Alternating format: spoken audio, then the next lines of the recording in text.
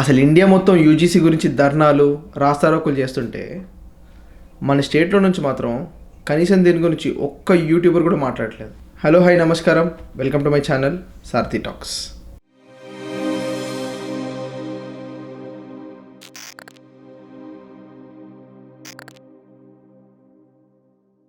Boss, ఈ వీడియోలో మీకు యూజీసీ గురించి ఒక చిన్న పిల్లడు కూడా అర్థమయ్యేలాగా అంత ఈజీగా చెప్తాను.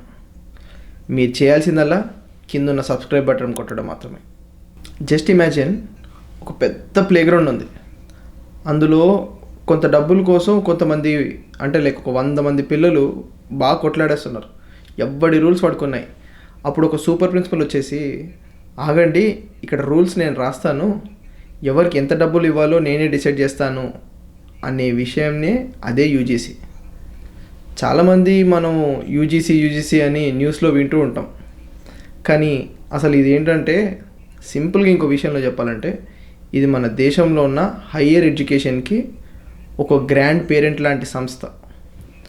మీరు చదివే డిగ్రీకి వాల్యూ ఉండాలన్నా, మీ కాలేజ్కి బిల్డింగ్ కట్టాలన్నా, లేదా మీ ప్రొఫెసర్కి శాలరీ రావాలన్నా వెనక ఉండి నడిపించేదే యూజీసీ. కానీ ఈరోజు Jan 30, 2026న ఈ గ్రాండ్ పేరెంట్ చేసిన ఒక కొత్త రూల్ వల్ల దేశం మొత్తం తగలడిపోతుంది. నిన్న సుప్రీంకోర్టు వచ్చి ఈ గ్రాండ్ పేరెంట్కి ఒక రెడ్ కార్డ్ ఇచ్చింది. ఈ వీడియోలో అసలు యూజీసీ అంటే ఏంటో, దాని హిస్టరీ ఏంటి, మరి ఇప్పుడు జరుగుతున్న ఈ ఈక్విటీ వార్ కథ ఏంటి మొత్తం దోవేస్తాం. యూజీసీ కథ ఈ రోజుది కాదు, ఇది ఇండిపెండెన్స్ రాకముందు మొదలైంది. 1944లో సర్జెంట్ రిపోర్ట్ వచ్చింది. అప్పుడు బ్రిటిష్ వాళ్ళు అనుకున్నారు ఇండియాలో యూనివర్సిటీస్కి ఒక కమిటీ ఉండాలి అని. 1945లో మొదలయ్యి కేవలం అలీగర్, బనారస్ అండ్ ఇంకా ఢిల్లీ యూనివర్సిటీస్ మాత్రమే చూసేది. ఇండిపెండెన్స్ వచ్చాక 1948లో డాక్టర్ సర్వేపల్లి రాధాకృష్ణ గారు, అంటే మన ఫస్ట్ వైస్ ప్రెసిడెంట్, ఆయన లీడర్షిప్లో యూనివర్సిటీ ఎడ్యుకేషన్ కమిషన్ వచ్చింది. ఆయన ఏం చెప్పారంటే, పాలిటిక్స్కి దూరంగా యూనివర్సిటీస్కి ఫ్రీడమ్ ఇస్తూ స్టాండర్డ్ మెయింటైన్ చేసే ఒక చిన్న బాడీ కావాలి అని. అదే December 28, 1953 ఆ రోజు మొదలైన యూజీసీ. కానీ ఇప్పుడున్న పవర్ అప్పుడు లేదు. 1956లో పార్లమెంట్ ఒక యాక్ట్ పాస్ చేసింది. దీనికి స్టేచరీ పవర్ ఇచ్చింది. అంటే యూజీసీ చెప్పేది జస్ట్ సజెషన్ కాదు, అదొక ఆర్డర్. యూజీసీకి సంబంధించిన ఫంక్షన్స్ ఏంటంటే, రూల్ బుక్స్, సిలబస్ ఎలా ఉండాలి, ఎగ్జామ్స్ ఎప్పుడు పెట్టాలి, డిగ్రీ నేమ్ ఏంటి, ఇవి డిసైడ్ చేస్తారు. రెండోది ద పిగ్గీ బ్యాంక్, అంటే యూనివర్సిటీస్కి గ్రాంట్స్ ఇస్తారనమాట, అంటే డబ్బులు పంపిస్తుంటారు. థర్డ్ది ద క్వాలిటీ చెక్, అంటే ఫేక్ యూనివర్సిటీస్ లిస్ట్ రిలీజ్ చేస్తూ ఉంటారు. మీరు అప్పుడప్పుడు చూస్తూనే ఉంటారు, ఈ యూనివర్సిటీ ఫేక్ అని పేపర్లో వస్తూ ఉంటుంది. అది యూజీసీయే డిసైడ్ చేస్తుంది. డెకేడ్స్ గడుస్తున్న కొద్దీ యూజీసీ రోల్ మారుస్తూ వస్తుంది. ఎర్లీ ఇయర్లో ఫోకస్ మాత్రం స్టాండర్డ్స్ మీద ఉండేది. కానీ 1990s తర్వాత ఈక్విటీ అంటే ఈక్వాలిటీ అనే పదం మొదలైంది. 2012లో first time promotion of equity regulations వచ్చాయి. అప్పటికి ఫోకస్ ఏంటి, SC/ST స్టూడెంట్స్కి కాలేజ్లో అన్యాయం జరిగితే కంప్లైంట్ చేయడానికి ఒక మెకానిజం ఉండాలి అని. కానీ 2012 రూల్స్లో ఒక చిన్న ప్రాబ్లం ఉంది, అవి అడ్వైజరీ మాత్రమే. అంటే కాలేజ్ ఫాలో అవ్వకపోతే డైరెక్ట్గా జైలుకి పంపడం లాంటి స్ట్రిక్ట్నెస్ లేదు. కానీ 2016లో రోహిత్ వేముల ఇన్సిడెంట్, మరి 2019లో డాక్టర్ పాయల్ తడ్వి ఇన్సిడెంట్, వాటి తర్వాత వాళ్ళ పేరెంట్స్ సుప్రీంకోర్టులో ఫైట్ మొదలుపెట్టారు. మా పిల్లలు పోగొట్టుకున్నాం, ఇంకా ఎవరి పిల్లలు చావకూడదు అని వాళ్ళు వేసిన పిటిషన్ వల్ల యూజీసీ తల వంచి ఇప్పుడు ఉన్న ఈ కొత్త 2026 రూల్స్ని నోటిఫికేషన్గా పంపించింది. ఇప్పుడు అసలు విషయానికి వద్దాం. Jan 13, 2026న యూజీసీ ఒక కొత్త లా రిలీజ్ చేసింది. దీంట్లో 3 మెయిన్ చేంజెస్ వచ్చాయి.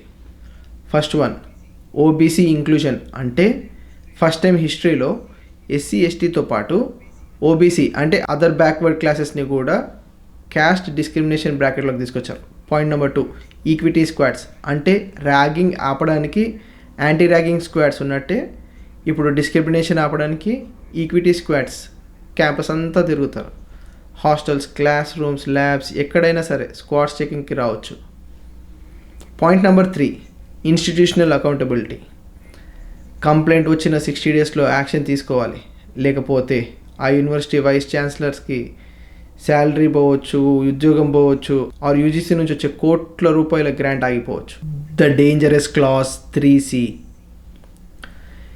కాంట్రవర్సీ ఎక్కడ మొదలైంది?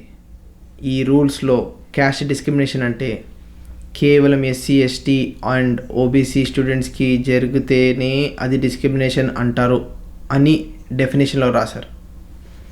The general category outreach.